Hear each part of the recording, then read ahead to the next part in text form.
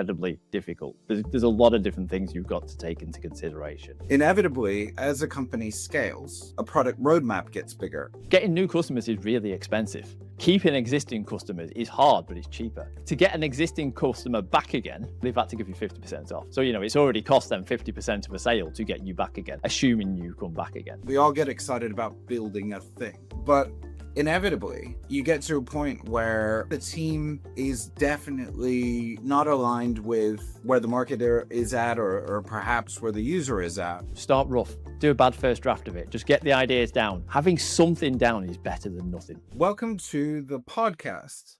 If you're new here, I am Michael J. Thomas, and I created this for you, for ambitious founders, innovators, anybody who wants to be a part of something worth listening to. As an innovator, you want to do something great. There are so many people that make a product great. These people have so much talent, experience, and knowledge to share that I know will benefit you, which is why I'm doing this. One of those people I'm really excited to have with me today. You're going to find this conversation really useful. Today, the guest is Scott Byrne-Fraser. He's a product experience expert, UX design, digital transformation, all that stuff. Hopefully I've got the jargon correct. I'll share his details at the end and in the show notes, so you can get in touch with him if you want to. Anyway, he's got experience with companies like Amazon, BBC, DAZN. Are you ready to hear what he can tell you to make your product better? Let's go. So, Scott, our two worlds, product clarity and message clarity, are two of the reasons why a lot of SaaS companies succeed. Yet so many struggle with these two things, getting the product right, getting the message right, getting the audience right, etc., etc. I call it the pressure stage often, where that technical brilliance, that great ideas got some product market fit, got some traction, but now they really need to make that sort of leap and grow. You, when we spoke, referred to a concept you called the founder's blind spot. Could you tell me a bit more, and everybody listening, about this? Absolutely. And first off, thank you very much for having me on the podcast and for the fantastic introduction. I hope I can live up to the great words that you just said. I tried my best. Thank you. Yeah, very much. The founder's blind spot is a kind of a term I've used to cover lots of different areas that I've seen when working across lots of different organizations with lots of different founders and of all different sizes. Being a founder is incredibly difficult. There's a lot of different things you've got to take into consideration. You're launching a new product, you're taking new investment on, you're trying to understand a new space. There's a lot going on. And then I think that can lead to very natural blind spots in what you're doing. There's a fantastic quote. Well, there's a couple of fantastic quotes actually that kind of dovetail onto this. Elon Musk, love him or hate him, said, great engineers can focus on the wrong problem and spend a great deal of time solving the wrong challenges. And on the flip side, Steve Jobs, I remember once saying, when challenging an audience once, everything works back from customer experience, and you've got to come up with the right technical solutions to solve the right customer experience challenges. And those two things come in quite well together. And I think that kind of summarizes where some of the founder's blind spot can occur, which is when you start focusing on one of these two areas. You can be spending a lot of time and effort focusing on solving the wrong thing. There's a challenge that you see, you're putting your engineering team onto it, you're putting budget onto it, you've been blinded by the shiny lights of solving that thing, and you've lost track of what your real customers are actually trying to do in the real world, or whether it is actually solving a problem they will actually have. So quite often when I work with founders, some of the first questions I ask is, do you actually know the problem that you're trying to solve? Do you know who you're actually solving that for? Is what you're building actually going to solve that problem? And that often catches people off guard because they say, well, of course it is. And I say, well, do you believe it's going to solve that problem? Or do you know it's going to solve that problem? Because they're very different things. Do you have data that shows you that you're actually solving a problem for them? And then next is, do you believe they will actually pay to solve that problem?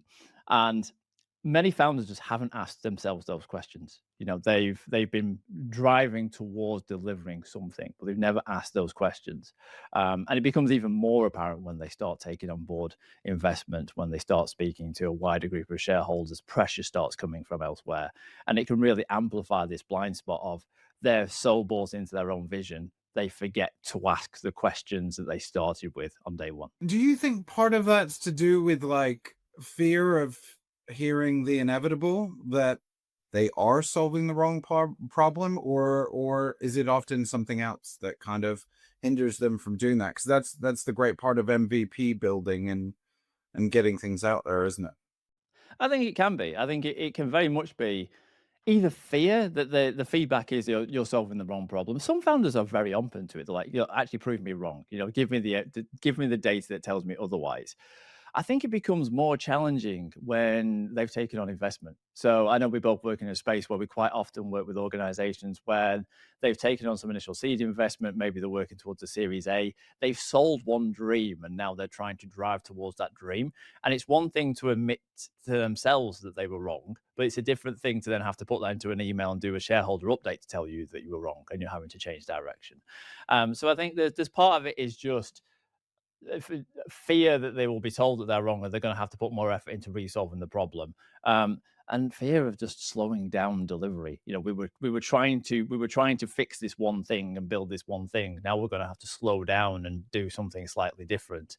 There is a nervousness around that. So you touched on this idea that the founder, we, as you said, we deal with very similar people. So those listening or watching, if you're a founder and you're kind of in that stage where you've had a great idea, you've got a lot of buzz, you've got some investment now, and that pressure kicks in, could you illustrate perhaps a way that a founder could, because I come across it quite often where, for example, a team is really excited about building a thing, right? We Yeah. all get excited about building a thing.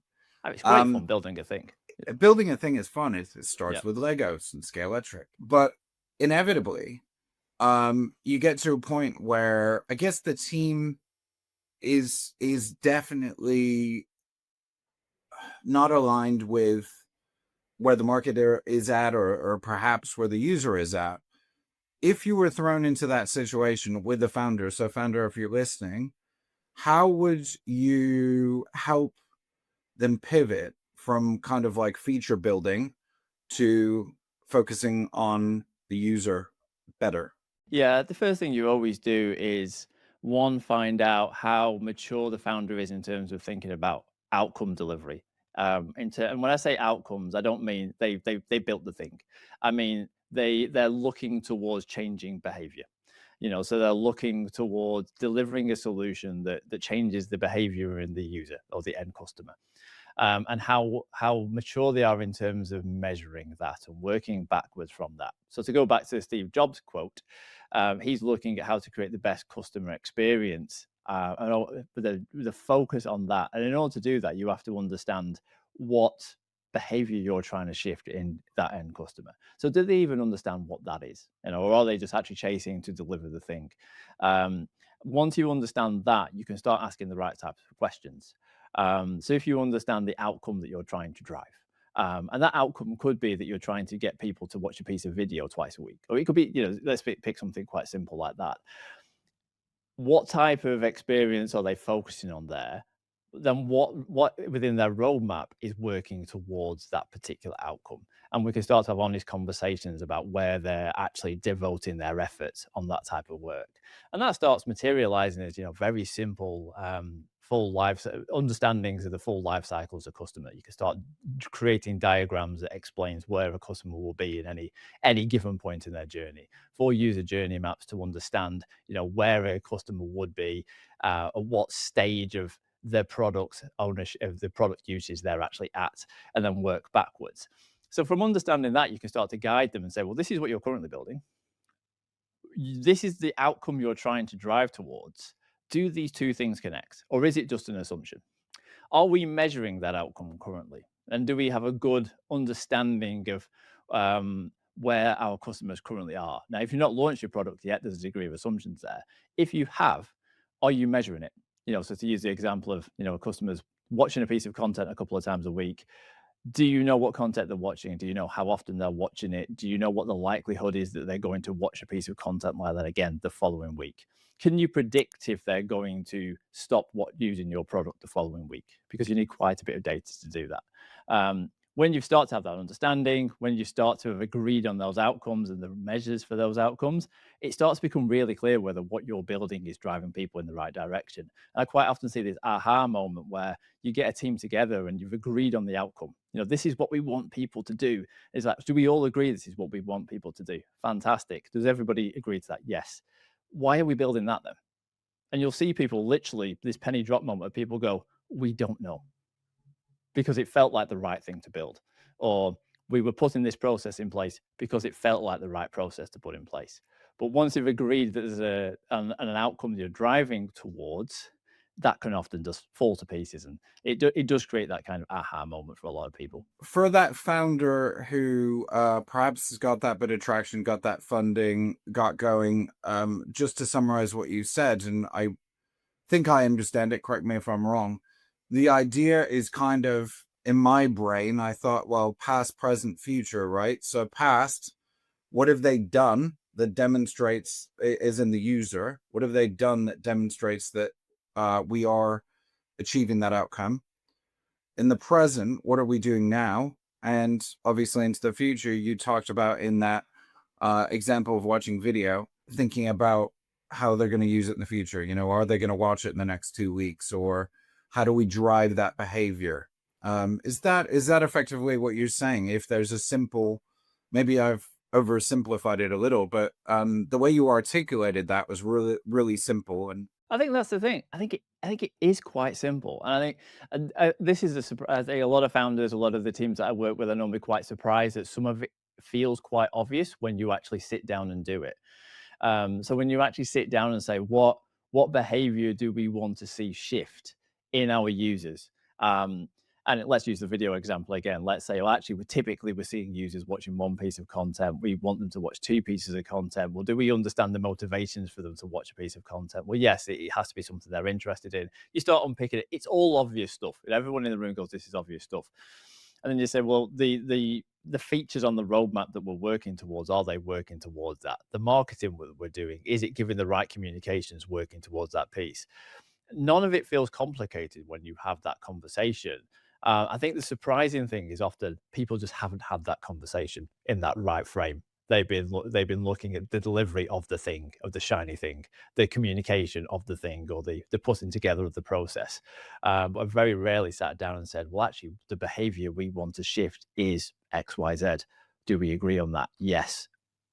Why are we doing all this then? it's a brutal but important part of the process, i.e., I'm sure you've found some examples on the way where people have perhaps charted the wrong path, got very excited about working on a particular feature. Technical founders especially. Of course, it's super exciting building that Lego. I combine them. The new product is called Letro. Lego Scaletric. The interesting point, I guess, is touching on one of the points you made earlier, which is kind of stuck in my head a little bit, is I believe that Steve Jobs quote where he was on stage at a keynote, and I believe there was a chap who raised his hand and said, Lotus Notes has this feature. Why aren't we incorporating that very specific use case feature into something? Yeah, it was something very specific on that. I think it was something to do with the Java language or the Java library they were using, and specific features that particular app had that Apple at the time were not particularly focusing on. And Steve Jobs' answer was effectively to say, we're not doing that because it's not going to improve the customer experience. To paraphrase what he said, we're looking at the end customer experience. We're looking at again, this goes back to the behavior. We're looking at the behavior that we want to shift in our customer. We want them to say, wow. I think he even said the word wow in it. We want them to say wow when they see it. We then work back to the technology. And while the thing that you've just described is a very cool feature, and we can understand why it's a nice meaty technical challenge to have that feature, it isn't going to help our end customer experience. And when we're looking at that bigger vision, so right now it isn't the right thing to do. And I know that, as a technical, and I fall into this bucket as well, when working with technical founders, there is a temptation to jump into those really exciting, cool stuff. A Because it few is years, cool. It is it very is cool. cool. It is very Yeah. cool. A few years ago, I did a lot of work with various different people that were working in what was called the Web3 area. It was looking at the metaverse, it was looking at blockchain, it was looking at all these exciting things. Um, and I was working with a company called Hondo, and we were building an education platform. And very early on, we've been looking at how we could look at like incentivizing and distributing like the funds that come into the platform to incentivize users to use the platform more through giving them this kind of reward mechanic. And we got quite, and I'll be honest, we got quite excited about the technology that was driving it and the flows that would drive this kind of process. And we put together some early stage prototypes just to test out how it would work. We tested it all out. And what we learned incredibly quickly was that nobody really cared about that aspect of it. It was like when you told them about it, they would say, "Oh, that sounds really interesting. Yeah, I'm very much interested in getting the rewards for doing the learning." When we actually tested the platform, they liked the learning content. They wanted to do the learning. The rewards were kind of nice. It was a nice to have. Would it incentivize them to use that over a different platform? No, not really. And so we pivoted quite early on because we realized that the effort we were putting into that was not going to generate that end customer experience. If anything, it was getting in the way of it. So it was just asking those right questions quite early on. We tested that early. We put together a prototype quite quickly. We tested it with people. We got some of their feedback. We watched what they did.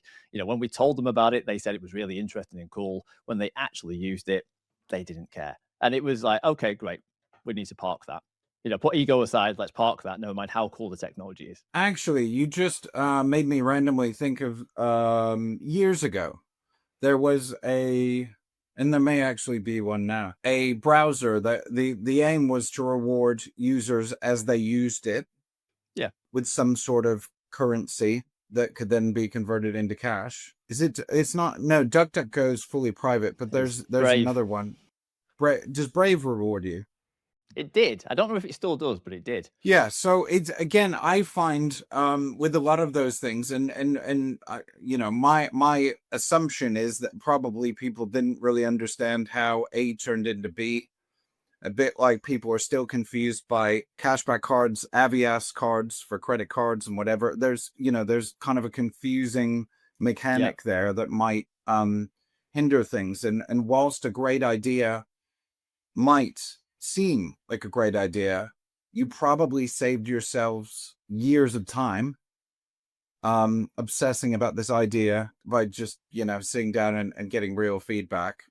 E It's very exactly. so, sorry, it was very interesting how you said that often people will say, yeah, yeah, yeah, yeah, love that idea, and then you're like, amazing, who wouldn't think that, right? Like, okay, great. And then you see it in the wild, if you want to call it that, and actually realize that people aren't as enthusiastic about it. Yeah, and I think it's going back to understanding the full customer life cycle, the full customer journey.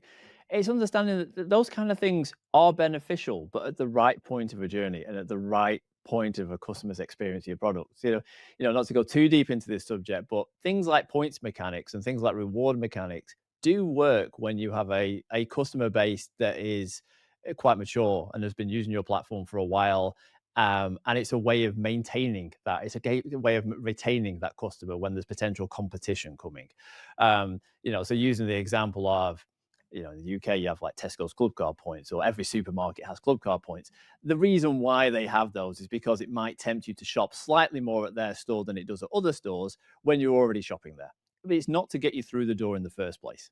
Nobody goes to Tesco's, or at least I assume they don't, to sign up for a club card solely so they can get club card points. They go to Tesco's anyway, and that helps maintain their loyalty. So they're good from a loyalty mechanic, but they're not good for getting you through the door. So again, that comes back to understanding the full customer life cycle. Why do people start using your product in the first place? Why do they continue to use it? And then why are they leaving? And what mechanics can you put in place at different parts of that journey to ensure they're having a great experience regardless of where they are in that cycle. And on that particular example, we were focusing too much on the reward mechanic with Hundo at the beginning of the journey. That wasn't why people were joining the Because it's platform. technically cool, right? Like, Because it's oh, imagine technically cool. this. Yeah, it's Yeah. technically cool and it sounds really good. And why wouldn't you be interested in that? And the answer is, well, once people were on it and they were using the platform as a way of maintaining their use in the future, it can be valuable, but it's not the reason for them joining in the first place. And it's about understanding that tension between something being a cool idea and even something being a cool idea and working elsewhere, but it working in the context of the customers that you're currently targeting. That's always really important. And I suppose, just touching on what you said, relevant to the stage of the journey, if you think about it like a leaky bucket, where is the leak coming from? Are we suffering from high churn? Are we suffering from even getting to the point where people are onboarded and regular usage?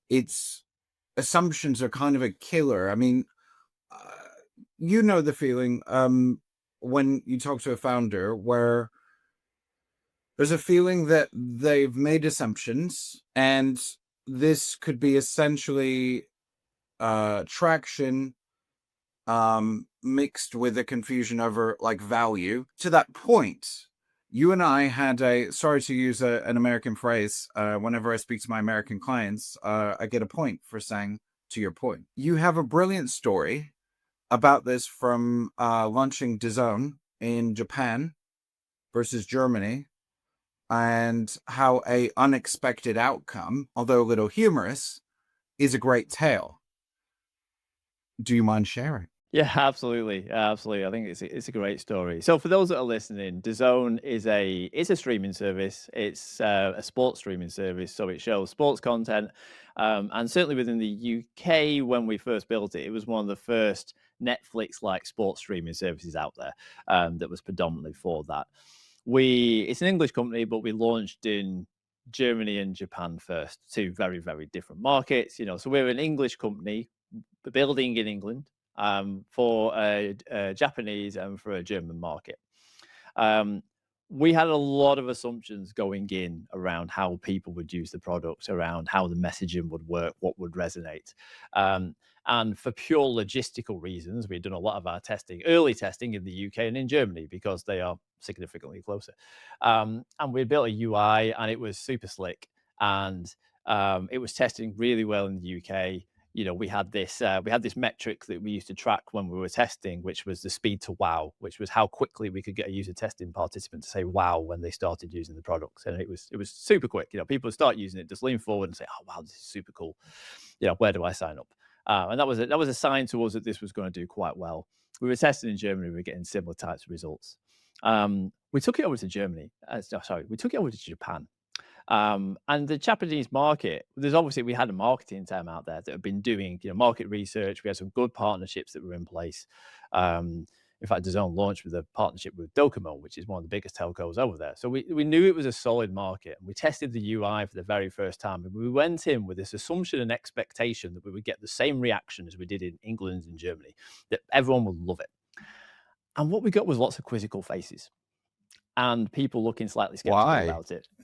And we were really concerned. We were like, and I don't know if anyone's ever spent any time in Japan as well, it's not necessarily with younger people, it's not necessarily like this, but certainly within the older generation, middle-aged, older, there is a hesitance to give negative feedback. It's particularly if someone is in an authority position, which when you're doing user testing, you're asking questions, there's this reluctance to give feedback. And so initially we didn't get a lot of feedback as to why we were getting this kind of not negative reaction, but hesitance about using the platform. And then one of the younger participants turned around and said, well, it's because you've got a black UI. The only other companies that use black UIs are adult sites. And we're like, oh. So everybody was coming to the platform, and their initial thought of it was that we were basically an adult entertainment website. Simply by using a color. Simply by using a color. And somebody else said actually darker color schemes as well are seen as a negative because it's seen as like death. But they're like predominantly it's like this is either an adult entertainment site or it's some sort of illegal streaming site. So our initial thoughts were, as in like the user was, their initial thoughts were, oh, we're hesitant to use this because we assume it's not legit. Um, and that really surprised. It was a really simple thing, but it was how you can take an assumption and even test that assumption in one place and it be proven right, but then take it somewhere else.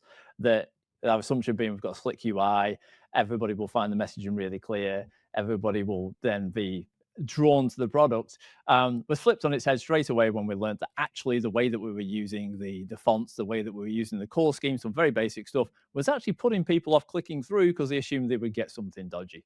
Um, and so we then had to pivot our approach to how we were marketing, the landing page. We had a white version, for instance, which was on a lighter background. We changed the messaging. We started putting a lot more of our partnership brands on there because it gave it some credibility. There's a number of different things that we did in order to build that credibility up. But we had to try all these different things that we didn't have to do in Germany or many of the other European countries when we launched in those, because we just didn't need to. But in that particular market, for an unknown brand, particularly a Western unknown brand in Japan, we needed to do that reinforcement because the perceived expectation of the user base was that's on a dark background, so it must be dodgy. It's interesting because there's an old saying about software that you probably probably have heard a version of. I don't know the exact quote, but there are various versions of this that I hear, right? Is if it works for this type of user in this country, especially something simple like a streaming site, and by simple I mean you go on, there's a catalog of things, you Yeah, watch the it's things a you're simple interested in. concept. Yeah, yeah. Yeah. And actually what you're really saying is obviously cultural differences are very subtle. I mean, even Japanese being so polite as to not say anything could have, if that person hadn't been there, could have stifled the whole thing because he wouldn't have even known that this was a Yeah, issue. exactly. And for us and our team, certainly all because I was leading the UX design team at that time, so I was looking after the UX design team, and so I was taking these inputs from everywhere and kind of helping shape the sort of UX strategy for product at that point. And it was a great learning opportunity because it taught me that, one, I can't assume anything. I can't assume that what I believed in the past is still true. So if I'm going to a new market, I can't assume that the Japanese market is the same as the UK market. And again, that sounds obvious, but you do go in with certain assumptions. And then you can extend that to say, well, just because you've sold one product to one type of customers doesn't mean that another type of customers are going to be the same. And even within the same group of customers, you can't always assume they're going to have the same behavior. So I've seen examples of that since working at DAZN. I've worked with a fair few sort of sporting and fitness brands. So I worked with a fitness miracle, Vaha, and a few other sort of similar types of services. And they're typically founded by people that come from like gym and sports coach backgrounds. And there you learn that sort of similar kind of thing applies, where somebody joining a gym or someone starting to use a fitness product, whatever that might be joining for different reasons. And you can't assume that somebody that's joining because they want to feel a bit fitter, lose a bit of weight, and maybe look a bit more attractive is joining with the same motivations and has the same perception as somebody who's joining because they're already experienced at using the gym and just want the social element of it. And actually, the way they see the product is different. Now, granted, maybe not as different as somebody from England versus Japan, but it's still different, and you still have to take that into consideration when you're looking at the data. So I see so many founders look at the number of people coming through the door. Great, we're getting X number of signups, we're getting X number of people using the product, but then we're starting to see drop-offs. And I say, well, okay, then who is it that's dropping off? And they say, well, we don't really know. Okay, then do we understand? Well, we understand what they were doing, but who were they when they came through the door? Why did they join in the first place? Do you know that? And the answer is often, well, no. It was just a new user joined the platform. They started using it.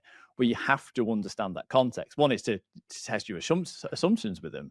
But true, if you don't understand that, then you can't bucket them later on to understand why they may potentially leave further down the line, or what it is about your product that they enjoy using versus what other people are using. And because by understanding that, you can either change your product strategy to focus on different needs, or maybe change your marketing strategy to focus on the people you're trying to get through the door. Or maybe you focus on your customer service strategy to over support different groups versus other groups. So you change your entire way of thinking based on just understanding that context coming in. And DAZN was really a good way of teaching us that, because the way that we treated the customer life cycle in Japan was very different to Germany, just because it was a very different audience. You touched on a couple of things that I think are really interesting. Obviously, from a marketing point of view, I agree. It's fundamentally about the concept of really, really, really knowing your customer. And obviously, at the beginning, when people sign up users, they want to make the journey from free trial or the Stripe link or whatever to kick things off, all the way to getting their first wow, using your analogy from DAZN, as frictionless as possible. So often people don't get this information up front, like you say. The interesting thing that I kind of wanted to ask you was, you were talking about the assumption problem, right? And how we can go in believing that, everybody loves this thing. But then, of course, using the fitness example, you could have somebody who maybe wants to get fit for summer, or somebody who wants to go into a gym for the very first time to build their confidence. Like, there's so many Yeah. factors in that.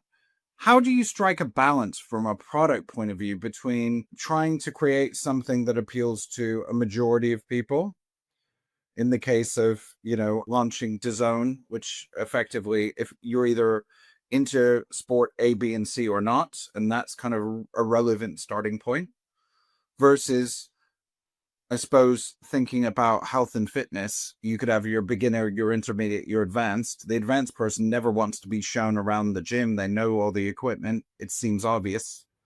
Yeah. The beginner person may not. So how do you strike a balance with something like that between a sort of majority and a very tailored, sort of niche focused approach, Yeah. if you're a Yeah. founder? Yeah, I think if you're a founder, I think it's a really good question. Because another challenge I've seen with founders is they try and cater to all of their different customers and all of their stakeholders from day one. So they will have, and maybe they've appreciated that they've got 3 or 4 different types of customers coming through the door. Maybe by the very nature of what they do, they have several customers. I mentioned Hundo before. Well, the end product for Hundo had end users that were students. It worked with colleges, it worked with education boards, and it worked with businesses. They were all very different types of customer that we were catering for. The way that you have to then prioritize that is to focus, certainly as a founder, is to focus on the 1 or 2 that are going to allow you to build an MVP and prove out that you've got a business that you can actually scale.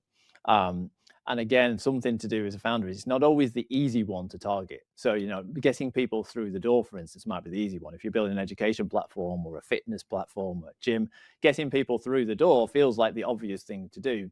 But if they're not ultimately the people giving you the most money that creates you a sustainable business, they might not be the right focus. So you've got to always understand who all the different customers are, but then also understand how much value are you generating from each one to prove that you've got a scalable business, because you're still trying to build a business. So there isn't exactly a one size fits all answer to this, but the clear thing is you can't do it for all. You can't try and cater for all of them at once, because you're going to get yourself stretched too far too fast. You've got to focus on the 1 or 2 that you have enough evidence to prove that you can create a scalable business from, or at least a sustainable business from that niche, and then start layering in.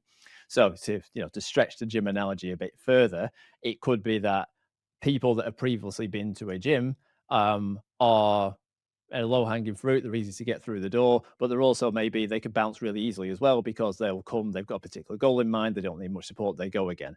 As if you can bring those newcomers on board, you can work with them in the right type of way, you can build up some brand loyalty with them, maybe then they stay with you. That's just an example. That also may not be true, but it's like understanding what that line is and go, these are the ones we're targeting.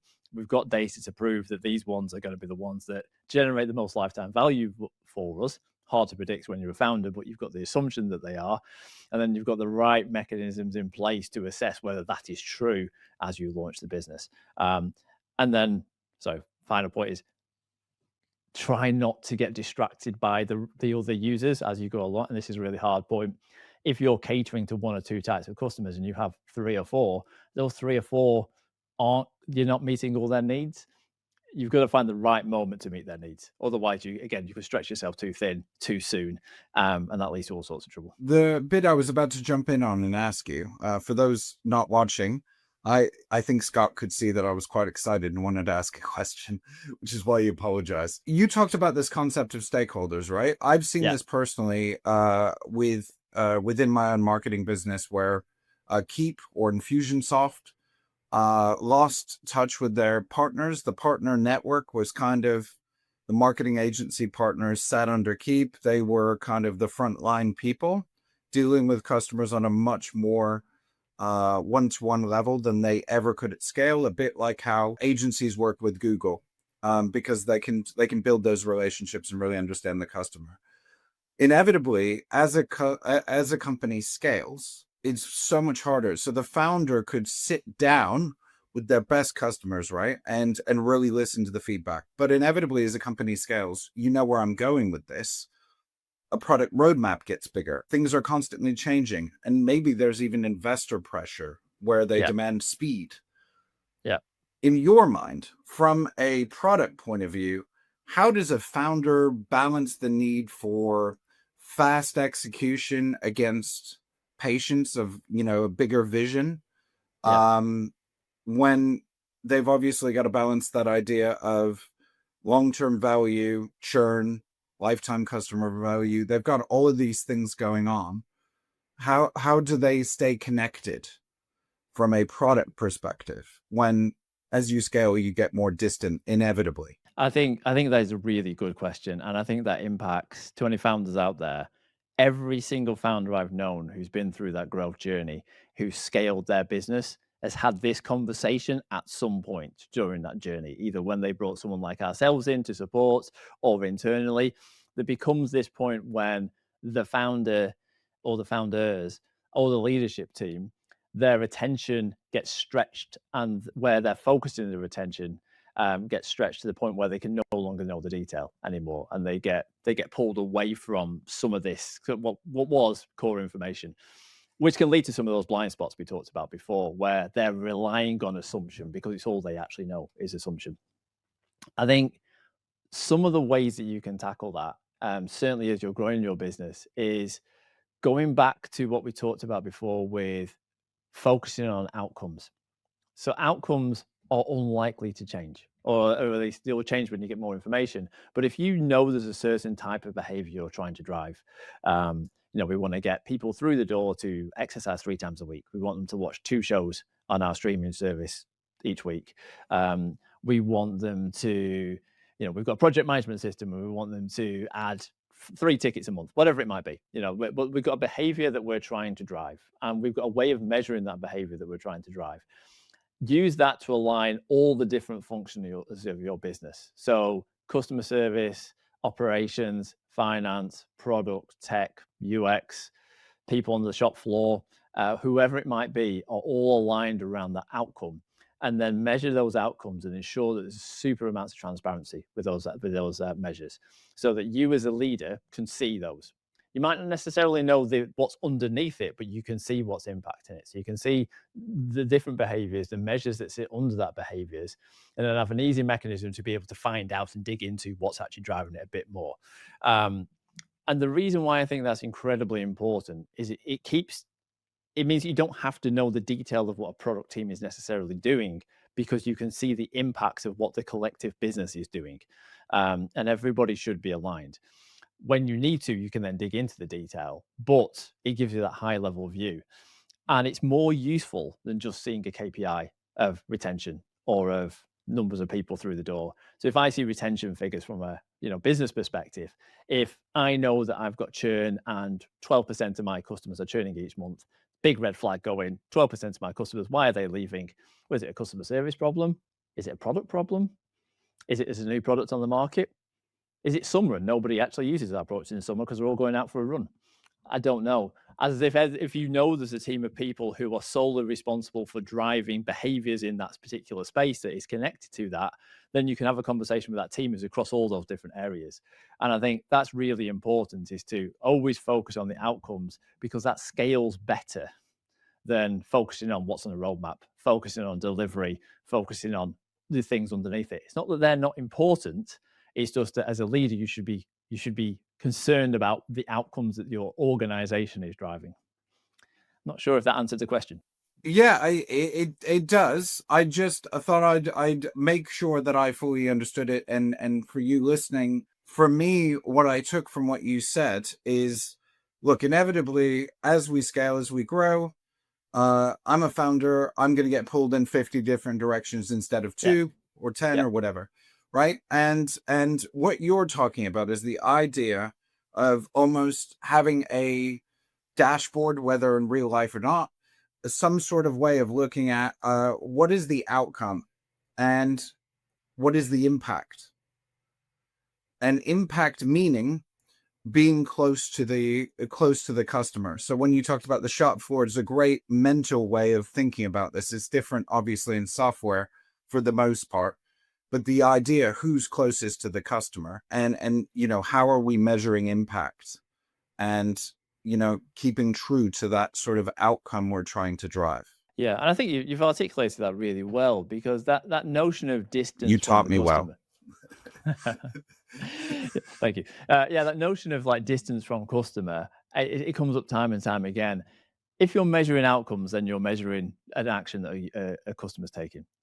So even if you are several steps away from people on the shop floor, it's a very tangible example. But even if it's somebody sat behind your mobile app, or it's somebody sat behind a website, if you're looking at the outcomes that you're trying to drive from a leadership perspective, then you're getting, in theory, the same information as the people that are having the conversations with your customers are. You should make sure that the data collection and the way that's being pulled in is allowing you to have that same information as they're having, so you're not one step away. Again, that's why metrics such as conversions, such as retention rates, such as daily active users, they're all important, but they don't tell you the story. Outcomes should help tell you the story, because if you're looking at whether people are actually behaving as you expected, they either are or they aren't, and you can measure whether they are or aren't. And then that allows you to then do something about that, as opposed to seeing your churn level go up and having no idea. And the reason why your churn level is a great example. We came to this kind of same theory in DAZN, because we look at churn levels. And then I remember as I was sitting there in one meeting, we used to have regular product meetings. We'd sit there, we're looking at churn levels. It's like, well, we can see there's been a blip in churn levels, but we asked the question, we didn't actually know why. And that's why we went down this approach of, well, what are the outcomes? What we're trying to drive? We should be able to predict when there's going to be a blip in churn, because we should have that holistic view. And that was one of the things that led to the kind of this more outcome-based approach, where we can say, well, if we're focusing on the outcomes, then in some respects, we can start to predict when we're going to have a blip in churn, because we can see the outcomes are starting to shift before that. And it just changes your focus and brings you that one step closer to the customer. And in theory, brings everybody one step closer to the customer, because the numbers you're looking at, or the measures you're looking at, are directly related to what they're doing. Not to call anyone out here, but I do think there's a great example in real life, in my own experience, of this exact problem, right? So HelloFresh, if you've ever used HelloFresh, do you still use it? No. There you go. I did not tell him to say that before this. The way that I read it, again, I kind of approach it from the marketing brain side of things, but I look at it and I go, well, it sounds fabulous. It actually is really good. But the problem is for me, I don't know about your reasons. If you were to evaluate it now, I've always been intrigued, and I don't know whether HelloFresh know the answer to this, by the way. And I don't know that I necessarily do as a customer, because actually the experience on the app is pretty simple once you get used to it. Your delivery is locked in, which I kind of find annoying. The delivery is delivered by sorry to call another company out. There is a reason you had to change your name. It's never on time. And inevitably, that sort of whole experience I find quite jarring. I didn't find it as seamless as I felt it was going to be. I think my feelings about it initially were good. And obviously, you could get a bit tired with the recipes over time and learn how to do it yourself. But why did you give up on HelloFresh? Oh, so this is I'm glad you've asked this question. And we didn't prep this beforehand, by the We way. didn't, But honestly. we didn't in any way, shape, or form. No, so the reason why I've actually tried Fresh a few times. I remember once trying it because they gave me a discount the first A few time, and I times, tried. me too. Yeah, and so I tried it for the discount, and then cancelled it. But I think I always intended to cancel it. I just wanted to try it. Um, the last time I cancelled it, it was because I think it was 2 or 3 times in a row the delivery happened really late at night. Like there was one day when, and I was living in West London at the time, so it's not like I was out in the middle of the sticks. And there was like a delivery at like 11 o'clock at night or something. I was like, why is this coming at 11 o'clock at night? I'm in bed. And I remember actually hearing it coming at night and having to get out of bed and go down and get it. And that happened like a couple of times where it was just inconvenient. And it wasn't a big problem, it was inconvenient, but it also meant we couldn't cook anything that night. So we knew there was a HelloFresh coming. It was meant to come during the afternoon. It came at night. It meant that we had to cook something else. Again, none of these things are particularly massively inconvenient. It's just annoying. But then for the price point, I'm like, well, I can just go to my local shop, buy something. I can totally control that. I can come back again, and it just wasn't convenient. And I think that the process of getting the refund on things was okay, but a bit faffy. Um, and I think it's a really good example of where that It's not customer necessarily their fault, is it? It's the it's delivery thing again. it's not But well, it's not their fault, but it's it's just part of not the perfect. experience. It Yeah, is, it's it part of is. the experience. And I think going back to understanding full customer life cycle, full customer experience, the way that something gets delivered to you is really important for a delivery service. In fact, it's critical for a delivery service like them. Um, Thinking back to Amazon, Amazon saw that as a challenge years ago, the delivery challenge. That's why you see so many trucks that are Amazon branded now, because they realized that in order to create the experience that they wanted, which next day delivery, super fast delivery, problem-free delivery, they had to control the means of distribution, because it had to be in their wheelhouse to control that last mile. And that was something that Amazon really focused on. And I think for HelloFresh, it's similar. That's an area where the experience of the app can be great, the recipes can be pretty good, the price point, granted, it was higher than going to the shops, but there's a convenience thing. But ultimately, it wasn't better than going to the shops because it was arriving late and it wasn't just arriving at my door when I wanted it to. And because of that piece, they lost me as a customer. And it sounds similar to you. They lost you as a customer. Now they may know that. They may know that's a challenge, and it's not like it's easy to And that's create the why I means got of a discount distribution. code 3 weeks later, And that's why you got a discount. Well, that's another good reason as to why these things are really important.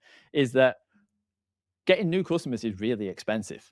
Keeping existing customers is hard, but it's cheaper. To get an existing customer back again, in order to get you to come back again, they've had to give you 50% off or whatever it is. So, it's already cost them 50% of a sale to get you back again, assuming you come back again. And then, like for me, I will probably never bother trying them again unless it's been a few years, unless it's a really good discount. I'm in a different house now. Maybe delivery is better. But I probably, because of that bad experience, I probably won't bother. And they could be fantastic now, but I will never know because I've had that bad experience. And that is so important to understand that. And if you are in the product team of HelloFresh or you are in the team, they should be looking at an outcome which is something along the lines of all our customers are fully aware of when their delivery will happen, and it always happens within X amount of time of that. If we say it's going to happen at 10 a.m., it doesn't. 10 past 10 is the latest it's going to be. So you want an outcome which is focused on the behavior of delivery, so that you can look at that and go, well, where is the challenges around that? And again, to the point the example I gave, delivery was meant to be in the afternoon. It came in the evening. This is where it hits. It hits distribution. It's product. They've got an app. If they'd sent me an alert to tell me my delivery was going to be late, I would have been annoyed, but not as annoyed. Little things like that they're relying on the delivery service. Can't remember who it was. To be honest, they're all terrible. Probably But every. it could have been. Yeah, it could have been relying on one of those that were and it's gone wrong, and they've not managed to communicate. Just to give an next story from like a business I've worked with. I worked with a company called, I think I mentioned, Vaha. They were a fitness mirror. Really interesting product, actually. It was effectively a fitness coach on a mirror. So you would stand there in front of the mirror, and it would bring up a fitness coach on the mirror next to you, so it kind of looked like they were in the room next to you, and they would do the exercises, and you would follow. It had an AI component which could give you some feedback on what you were doing. So it was kind of interesting. That sounds But it kind was of cool. it was kind of cool. Yeah. So again, going into the tech, really cool tech. And as a business, they really cared about end-to-end customer experience and understanding what that customer experience cycle looks like. And in the time I was there, a lot of the time was helping map out the total journey of that cycle from somebody first seeing an ad through to somebody leaving and understanding every step of the way and the reasons why they might leave. And one of the areas we put a lot of focus into was that delivery experience. That because it was quite a big piece of kit and it was quite an expensive piece of kit, the delivery experience had to be really good. And similar to HelloFresh, there was a lot of challenges around delivery times, about the experience, the people actually doing the delivery. What the two guys that lug it into your living room, are they nice to you? Do they unpack it for you? Do they put it in the right place? All these things that made a massive impact on people's experience of the product. Even though the product was great, it was super shiny, looked really good, the app was pretty good, the sales funnel before it was pretty good. We saw a direct connection between people having a bad experience of it being delivered and their immediate usage, i.e., if it wasn't set up properly when it was delivered, if the delivery guy was a bit rude to them, whatever it was, their initial experience wasn't as good. And that mattered a lot. And that you could then track a direct connection between that and their usage in the first couple of weeks, which obviously impacted churn rates and things like that. It's interesting, isn't it? How something out of your control, to be brutally honest, in both cases, because it's a part of the journey. And I think we should do another episode at some point in the future, only if Scott agrees to this. Do comment down below if you think we should do something about talking about retention and the customer lifecycle and stuff, because we could both come at it from loads of different perspectives with real world examples where we could talk about it, so that you listening as a founder can maybe pick up one or two things that you might be able to do to kind of A, get a grip on it, and B, figure out where you can make the greatest impact, which, as Scott touched on and I hammer all the time, retention is the key. Because retention is not only cheap, these are the people who are going to be your best advocates. So focus on retention, folks. But do comment below if you want us to do it. And if Scott says yes, obviously, I'll put him on the spot again. Yeah, I'd love to. That sounds really good. Absolutely focus on retention. I say once people are through the door, focus on retention. There are so many companies I've worked with who, once people are through the door and using the product, providing it looks like they're using it, that's it. That's their knowledge of that user. And then they don't really know why they stopped using it. And I often ask founders, can you predict when a customer is going to leave your platform? Because to do that, you have to have data about what they're doing. You have to understand their motivations. You have to understand your experience. If the answer is no, we can't predict, it's like, work out how to predict, because that will, to your point, if you can keep those customers on board, that means that you're making them happy while they're using the product. And that doesn't mean that when they phone up to cancel, you give them an offer. That's not treating them nice. That's not understanding why they're leaving. They've already made the decision to pick up the phone or send an email to cancel. It's understanding before then what the indicators are, interject them, because then you can have a really big impact and help keep them on board. It's like my father, Dad, I'm sure you'll watch my podcast because that's what parents do. My father was a dean in universities and business schools, and he used to talk about this idea about solving the right problem. And because he's statistics background and stuff, he always talked about that. And in your case, you're very much talking about working out why somebody is doing something, not just realizing that, even if you've got the data that says they'll stay an average of 6 months, well, why is it only 6 months? Because once you work that out, you could maybe extend that to 7, 8, 9. I mean, imagine the impact of that, or far beyond that, huge. hopefully. Yeah. The impact is absolutely huge. So where we could do an entire hour on that, so I won't go too deep on that. We could totally do that. And okay, so I'm gonna do a couple of quick fire questions for you, Scott. Are you ready? I think so. Okay, so first, from your perspective as a UX customer experience chap, what kills a SaaS product? So many things can kill a SaaS product, but I think the things that I notice most often, and we've covered a few times in this conversation, you're solving the wrong problem. you're solving a problem potentially that not many people have. Flipping that, you're solving the right problem, but the product or service you're building isn't actually solving it. And that's a hard one for founders to realize, that the great idea they have, and this comes to assumptions, isn't actually solving the problem that they had. Further to that is, you've found a great problem, just solved it in a fantastic way, but you've not worked out how to actually monetize it, i.e., the people that you're selling to, it isn't a big enough value to them to pay for it. That is a huge one, that hits so many founders I've worked with.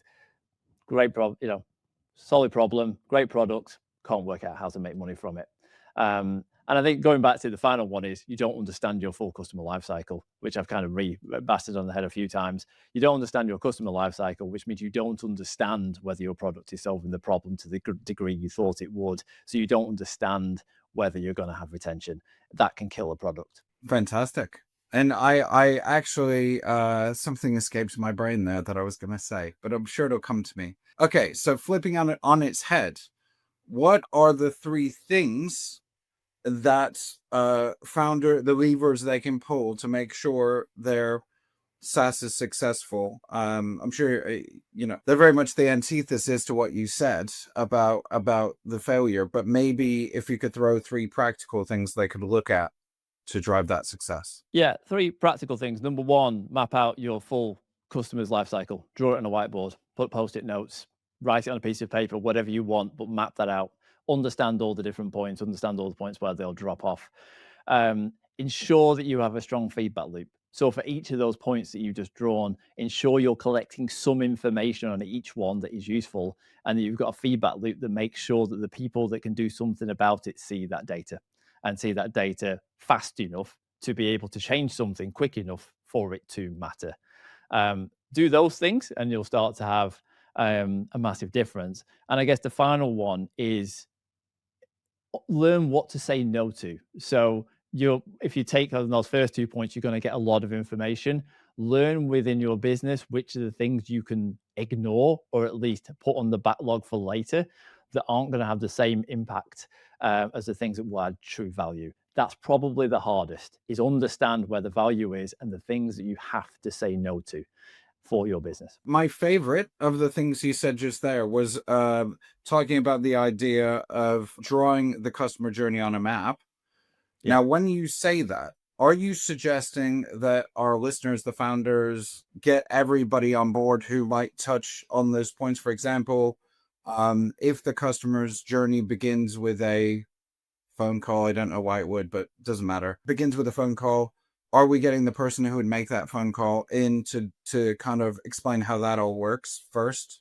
Or are we just thinking about it at like a eagle eye view as a founder, looking at the entire mechanics of the thing? Or are we getting like really specific in... I think...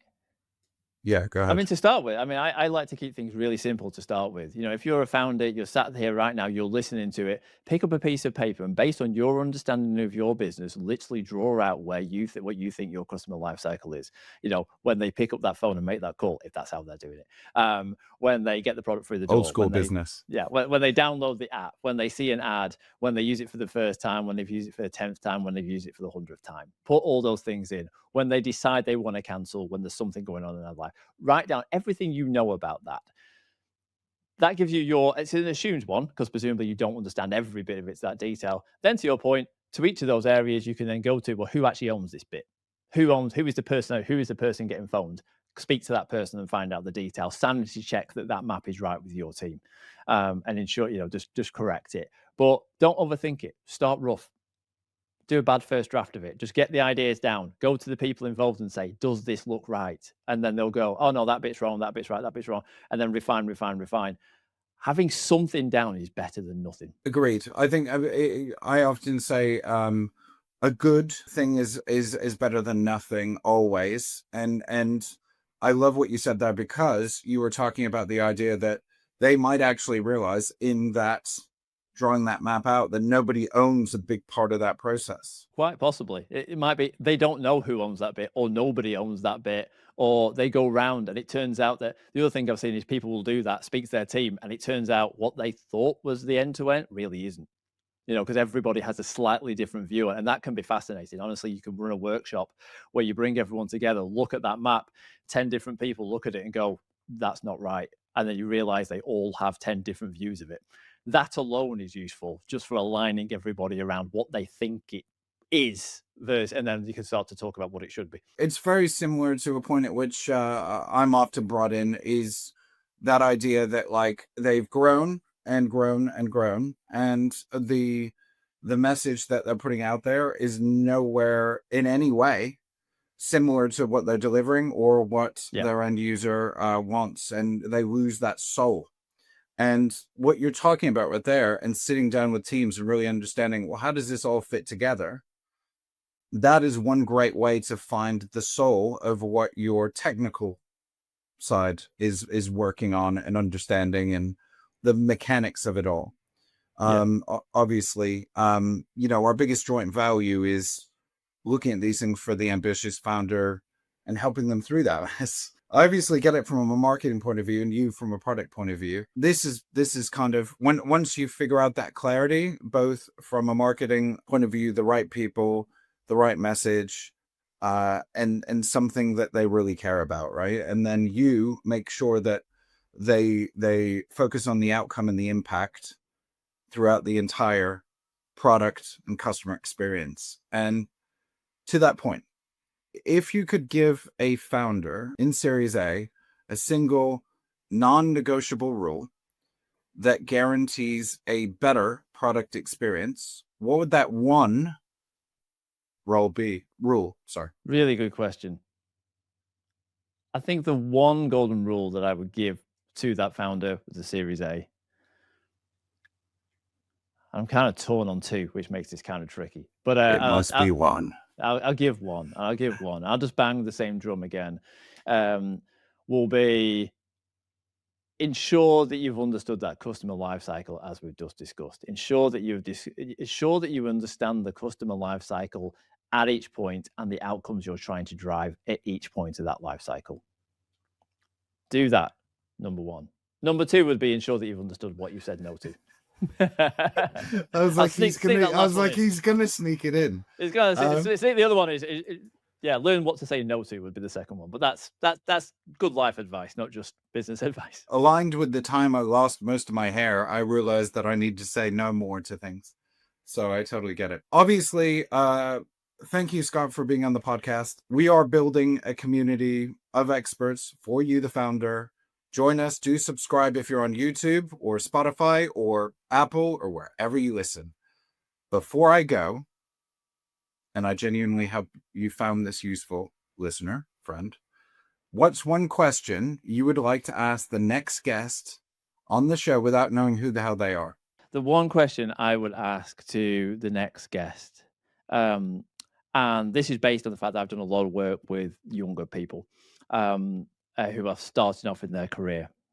So if you were speaking to somebody who's on their first day of a role in your industry, what's the one thing you would tell them to watch out for, the one gotcha that they need to watch out for that caught you out in the early days of your career? There you go.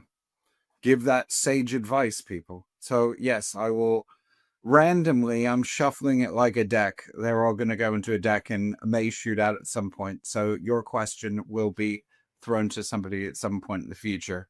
So thank you, Scott, for your time today. All Scott's details from Product of Experience is down below in the show notes and on YouTube. It'll be in the description. Do get in touch with him. This guy's awesome. We get on really well. And we will certainly talk about the retention element if you want us to. So again, comment down below and let us know if you'd like to see that. He's a lovely chap and can totally sort out your SaaS if you're in a bit of a gray area right now and you need a bit of help. Do reach out to Scott. I'm sure he'd be happy to chat and see what he can do to help you. Thank you very much, Scott.